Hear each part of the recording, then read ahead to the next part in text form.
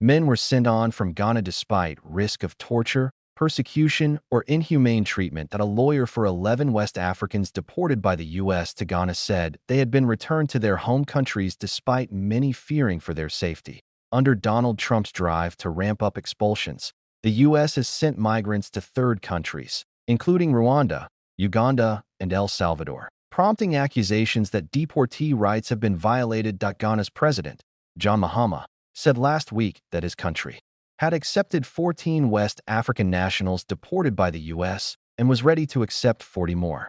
Officials initially said all 14 had been sent on to their home countries, but lawyers for 11 said they were then held in dire conditions in a military camp.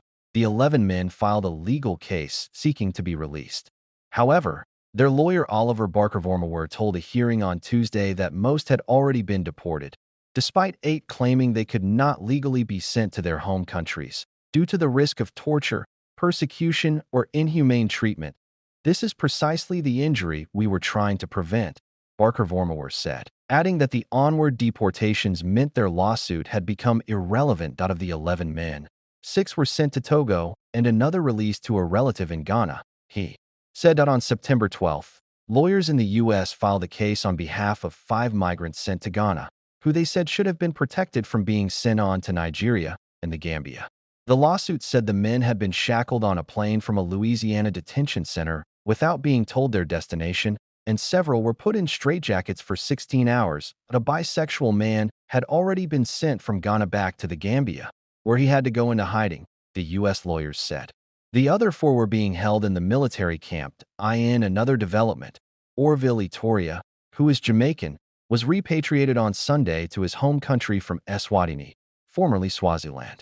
Etoria, who was released from prison in the U.S. in 2021 after serving 24 years for murder, had been deported to Eswatini without notice in July alongside former prisoners from Cuba, Laos, Vietnam, and Yemen.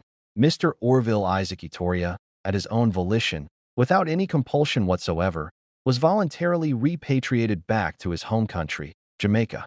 Mr. Etoria has safely returned to Jamaica, where he was warmly welcomed by members of his family.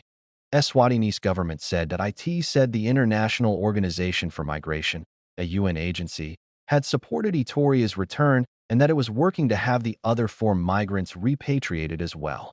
We are pleased to welcome home Mr. Etoria, and we trust the Jamaican public understands and joins the government in respecting his desire for a quiet return, said Jamaica's Foreign Minister, Kamina Johnson-Smith. Lawyers for the 5 men said earlier this month they had not been granted access to their clients in a maximum security prison in Eswatini, that a Mexican who the U.S. said had been serving a life sentence for murder was returned to Mexico earlier this month from South Sudan, having been one of 8 men deported there in July.